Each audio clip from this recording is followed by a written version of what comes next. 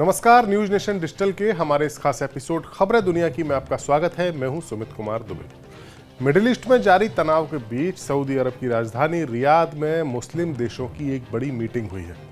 इस मीटिंग में बड़े बड़े मुस्लिम देशों के लीडर शामिल हुए हैं और इन सभी ने एक सुर में इजराइल को फटकार लगाते हुए गाजा की जंग को बंद करने की बात तो कही है, लेकिन जो इससे ज़्यादा ज़रूरी बात और ख़ास बात है वो ये है कि इन मुस्लिम देशों ने इजराइल को ईरान पर हमला ना करने की चेतावनी भी दी है।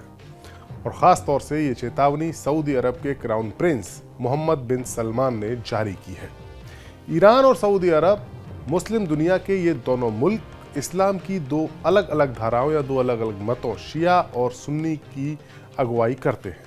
इन दोनों देशों की दुश्मनी काफ़ी पुरानी है, लेकिन सऊदी अरब का ईरान के समर्थन में इतना तगड़ा बयान देने का मतलब ये है कि ये इशारा करता है कि इजराइल के लिए अब चीज़ें उतनी आसान नहीं रही हैं मिडिल ईस्ट में जितनी की सोची थी इजराइल ने।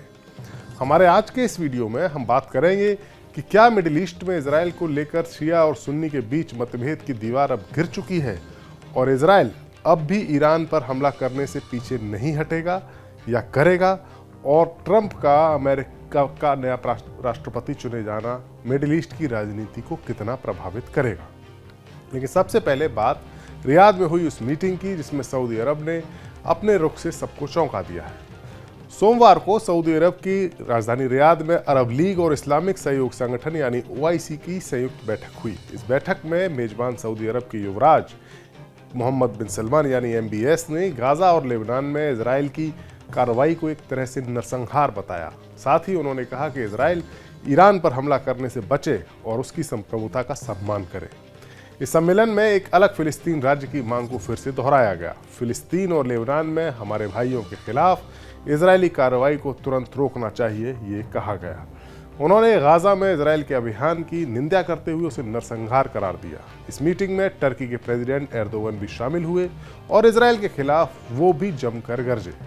एर्दोगन ने गाजा में चल रहे नरसंहार के मुद्दे पर मुस्लिम देशों की ओर से प्रतिक्रिया की कमी की आलोचना की, यानी उनका कहना था कि ये मुस्लिम देशों की ही कमी है जिसके चलते इजराइल इस कदर आक्रामक हो पा रहा है। और उन्होंने आरोप लगाया कि कुछ पश्चिमी देश, इशारा अमेरिका और ब्रिटेन की तरफ था, पूरी तरह से इजराइल का समर्थन कर रहे हैं। उन्होंने कहा कि मुस्लिम देशों की नाकामी के कारण जमीन पर आज हालात ये बन गए हैं कि कुछ पश्चिमी देशों ने इजराइल को सभी प्रकार की सैन्य, राजनीतिक और आर्थिक और नैतिक समर्थन या मदद दी है, जबकि मुस्लिम देशों ने इसका सही से जवाब नहीं दिया। और इसी नाकामी के कारण जमीन पर यह स्थिति है कि गाजा में लोग मर रहे हैं। उन्होंने जोर देकर कहा कि इजराइल का टारगेट गाजा में बसना, पूर्वी यरूशलेम समेत पश्चिमी तट के वेस्ट बैंक के फिलिस्तीनियों को हटाना और अंततः इस पूरे इलाके को अपने आप में मिलाना है। इस टारगेट की ओर इजराइल धीरे धीरे आगे बढ़ रहा है और हमें इसे रोकना चाहिए, हमें यानी मुस्लिम देशों को। मुस्लिम देशों की इस मीटिंग को और इजराइल के खिलाफ इस कड़े रुख को डोनाल्ड ट्रंप के लिए एक मैसेज के तौर पर भी देखा जा रहा है। हालांकि इस सम्मेलन में भाग लेने वाले इन मुस्लिम देशों ने इजराइल के खिलाफ अब तक बयानबाजी ही की है, लेकिन जिस मुल्क ने इजराइल के खिलाफ जंग की आग में झुलसना भी कबूल किया है, उस मुल्क यानी ईरान के प्रेसिडेंट पेजिशकियान इस मीटिंग में शामिल नहीं हुए। खबर है कि पेजिशकियान और सऊदी क्राउन प्रिंस मोहम्मद बिन सलमान के बीच इन दोनों देशों के संबंधों पर चर्चा के लिए फ़ोन पर बातचीत हुई थी।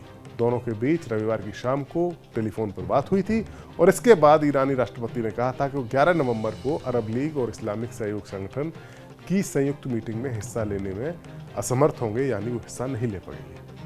ईरान के सरकारी मीडिया इरना की खबर के मुताबिक ईरानी राष्ट्रपति ने कहा है कि उनका कार्यक्रम काफ़ी व्यस्त है। मुस्लिम देशों की इस मीटिंग को इजराइल के खिलाफ इस कड़े रुख को डोनाल्ड ट्रंप के लिए मैसेज के तौर पर देखा जा रहा है, ये हमने पहले भी आपको बताया। और दूसरी ओर इजराइल की ओर से भी एक बड़ी चेतावनी जारी की गई है। ये चेतावनी आई है उसके नए डिफेंस मिनिस्टर की ओर से। उस वक्त जब मुस्लिम देश इजराइल के खिलाफ मीटिंग कर रहे थे, उसी दिन यानी सोमवार को इजराइल के नए डिफेंस मिनिस्टर इजराइल कैट्स ने जनरल स्टाफ फोरम के साथ साथ बाकी मिलिट्री और डिफेंस ऑफिशियल्स के साथ अपनी पहली मीटिंग की। इस दौरान उन्होंने ईरान पर जमकर हमला बोला। उन्होंने ये भी कहा कि लेबनान में युद्ध अभी समाप्त नहीं होगा। कैट्स ने कहा कि ईरान आज अपनी न्यूक्लियर फैसिलिटीज़ को नुकसान पहुंचाने के मामले में पहले से कहीं ज़्यादा जोखिम में है। यानी ईरान की न्यूक्लियर फैसिलिटी इस समय खतरे में है, उनकी सिक्योरिटी वल्नरेबल है। लेबनान में कोई सीज फायर नहीं होगा। जब तक हम युद्ध के टारगेट को हासिल नहीं कर लेते तब तक हम पीछे नहीं हटेंगे और लोगों को फिलहाल कोई राहत नहीं मिलेगी, ये इजराइल के नए डिफेंस मिनिस्टर का कहना है।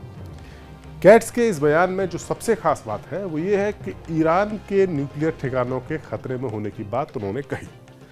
अभी तक ये माना जा रहा था कि अमेरिकी प्रेसिडेंट जो बाइडेन के दबाव में ईरान के परमाणु ठिकानों पर इजराइल हमला नहीं करेगा, और उसने किया भी नहीं। लेकिन अब अमेरिका में सीन बदल चुका है। ट्रंप अगले राष्ट्रपति होंगे और ट्रंप को ईरान का विरोधी माना जाता है, और वो कई बार ये कह चुके हैं कि ईरान के पास परमाणु हथियार नहीं होने चाहिए। यानी अब इजराइल अमेरिका की सत्ता में हुए बदलाव का फायदा उठाकर ईरान के साथ अपना स्कोर सेटल करना चाहता है। वहीं दूसरी ओर ईरान भी ये साफ कर चुका है कि वो अपने कदम वापस नहीं खींचेगा, और अगर उसके खास ठिकानों, चाहे वो परमाणु ठिकाने हो या फिर तेल के संयंत्र हो, अगर उन पर हमला होता है तो वो यानी ईरान उन मुल्कों के तेल के ठिकानों पर हमला करेगा जहां अमेरिका की फौज तैनात है, और इनमें से ज़्यादातर मुल्क वही हैं जो सऊदी अरब में हुए सम्मेलन में, मुस्लिम मुल्कों के सम्मेलन में शामिल हुए थे। इस्लामिक देशों का अमेरिका के जरिए इजराइल पर दबाव बनाने की रणनीति ये महज अब ढकोसला नहीं है, क्योंकि उन्हें डर है कि अगर ईरान पर बड़े हमले हुए तो ईरान में हुई हमलों की आग उनके देशों तक भी पहुंचेगी। लिहाजा अब अमेरिका के जरिए इजराइल पर दबाव बनाने की कोशिश हो रही है। ये अब एक अमली जामा उसको पहनाया जा रहा है रणनीति को। ये अब सिर्फ ढकोसला नहीं रहा है मुस्लिम देशों का, अब ये मुल्क सीरियस है, क्योंकि दांव पर उनकी सुरक्षा भी लगी हुई है। हमारा वीडियो आपको कैसा लगा कमेंट सेक्शन में जाइए और अपनी राय हमें जरूर दीजिए। नमस्कार।